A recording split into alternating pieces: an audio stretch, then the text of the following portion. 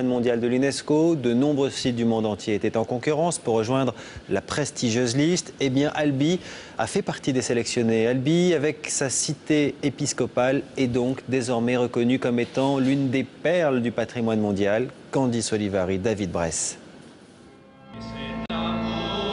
Ce matin, c'est une messe un peu spéciale à laquelle assistent albigeois et touristes venus du monde entier.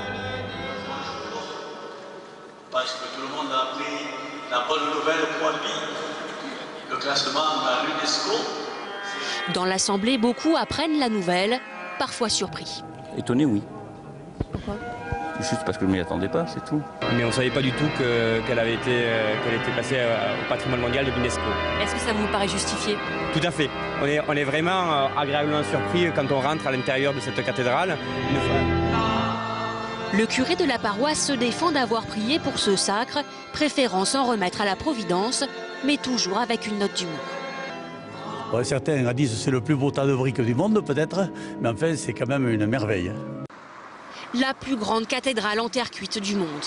Construite au XIIIe siècle pour asseoir l'autorité de l'Église face aux dissidents cathares, Sainte-Cécile impressionne, toujours et encore.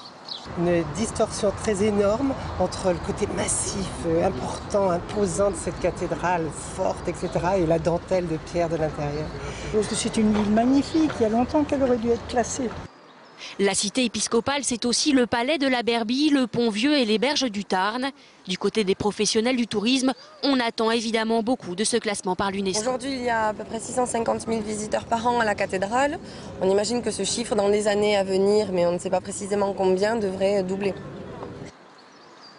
La ville du Tarn a su au fil des siècles sauvegarder sa dimension humaine et artistique, aujourd'hui reconnue dans le monde entier.